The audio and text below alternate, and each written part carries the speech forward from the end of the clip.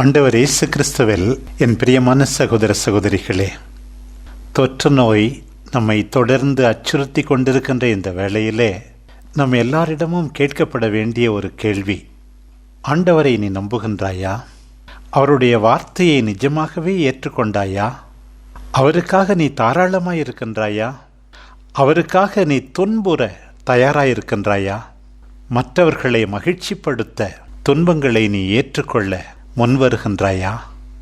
பிரியமானவர்களே, பவுலடியார் மாசிடோனியாவுக்கு வர வேண்டும் என்று ஒரு காட்சியிலே மாசிடோனியர் ஒருவர் வந்து உதவி செய்யும் என்று அவரை கேட்டுக்கொண்டார்.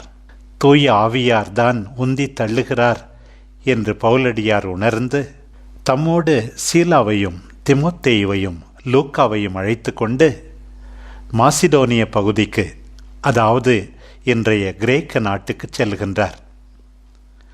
அங்கே ஒரு முக்கியமான நகரம்தான் பிலிப்பி. முதன்முறையாக பவுலடியார் ஆசியா கண்டத்தை விட்டு ஐரோப்பாவில் காலடி எடுத்து வைத்து விட்டார். ஐரோப்பா கண்டத்தில் முதலாக நற்செய்தியை ஏற்றுக்கொண்டவர்கள் யார் என்றால் பெண்கள். ஓய்வு நாள் என்று நாங்கள் வாயிலுக்கு வெளியே வந்து ஆற்றங்கரைக்கு சென்றோம். அங்கு இறைவேண்டல் செய்யும் இடம் ஏதேனும் இருக்கும் என்று எண்ணி அமர்ந்து அங்கே கூடியிருந்த பெண்களோடு பேசினோம் என்று இன்றைய முதல் வாசகத்திலே வாசிக்கின்றோம்.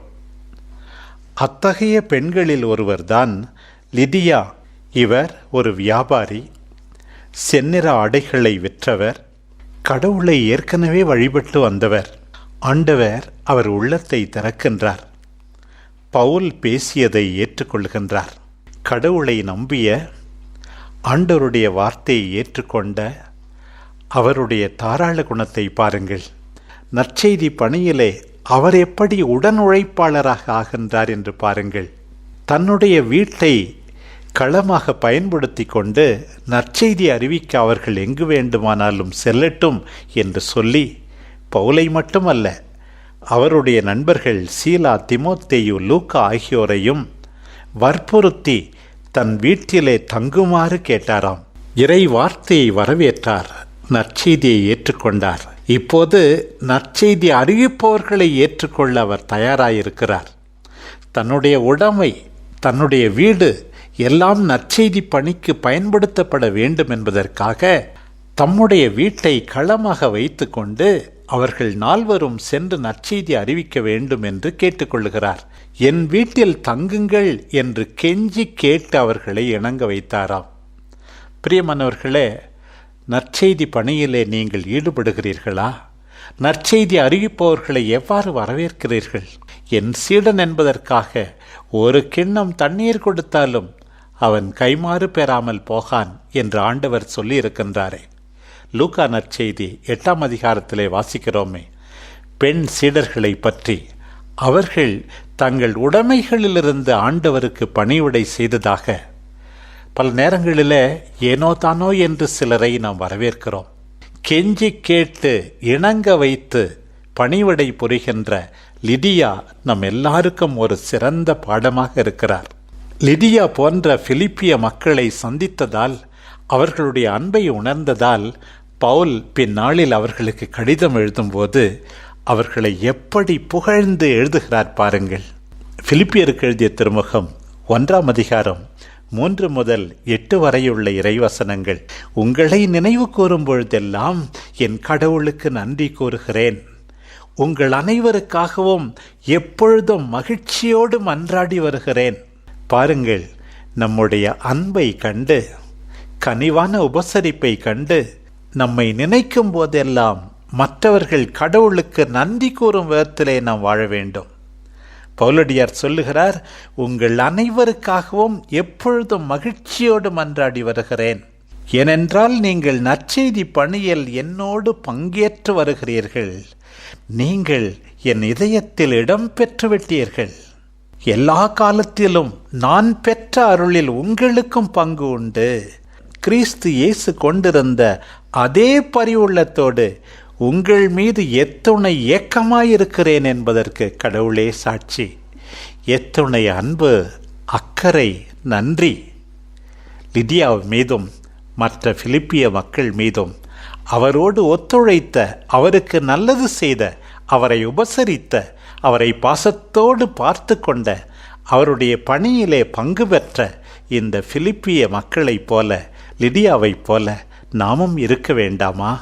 பிரியமானவர்களே, நற்செய்தியை ஏற்றுக்கொண்டால், ஆண்டவரை நாம் நம்பினால் தாராளமாயிருப்போம்.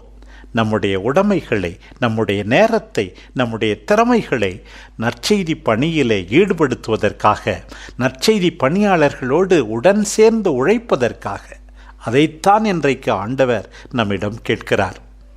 இந்த நற்செய்தி பணியிலே நிச்சயமாக நமக்கு துன்பங்கள் நேரும் என்பதைத்தான் மீண்டுமாக இன்றைக்கு ஆண்டவர் தம் சீடர்களுக்கு முன்னறிவிக்கின்றார். நீங்கள் நம்பிக்கை இழந்து விடாதீர்கள், துன்பங்கள் உங்களுக்கு நேரும். உங்களை தொழுகை கூடத்திலிருந்து விலக்கி வைப்பார்கள். உங்களை கொல்லுவோர் கடவுளுக்கு திருப்பணி செய்வதாக எண்ணிக்கொள்வார்கள். ஆம், நாம் நல்லது செய்யும்போது, ஆண்டவருடைய காரியங்களை ஆற்றும்போது சிலர் கேலி பேசுவார்கள், நம்மீது குற்றம் சுமத்துவார்கள். ஆண்டவர் இயேசுவை அன்றைக்கு சிலுவையில் அறைந்தார்கள். 2000 ஆண்டுகளாக தொடர்ந்து ஆண்டவரின் அடியார்களை, ஆண்டவருக்காக உழைப்பவர்களை உலகம் தொடர்ந்து சிலுவையில் அறைந்து கொண்டே இருக்கிறது. இருந்தாலும் நாம் மனம் தளர்ந்து விடக்கூடாது என்று ஆண்டவர் நமக்கு உணர்த்துகிறார். நாம் மனம் தளராமல் இருக்க தம்முடைய தூய ஆவியை, நமக்காக பரிந்து பேசுகின்ற ஆவியை, நம்மை உறுதிப்படுத்துகின்ற ஆவியை, நமக்கு புதிய தெம்பளிக்கின்ற ஆவியை ஆண்டவர் வாக்களிக்கின்றார். இன்றையிலிருந்து தூய ஆவி பெருவிழா வரை 2 வாரங்களுக்கு தூய ஆவியை பற்றி, அவருடைய கொடைகளை பற்றி, அவருடைய செயல்பாட்டை பற்றி அதிகமாக நாம் கேட்டுக்கொண்டே இருப்போம். அந்த தூய ஆவியானவர் நமக்கு மேன்மேலும் உறுதியூட்டுவாராக, நம்மை தாராள குணமுள்ளவர்களாக இருக்கச் செய்வாராக, நாம் நற்செய்திக்காக துன்புற தயங்காமல் இருக்கச் செய்வாராக, எல்லாம் வல்லவருக்கு சாட்சிய வாழ்வு வாழ்ந்து நம்பிக்கை பயணத்தில் தொடர்ந்து முன்னேறச் செய்வாராக. ஆமேன்.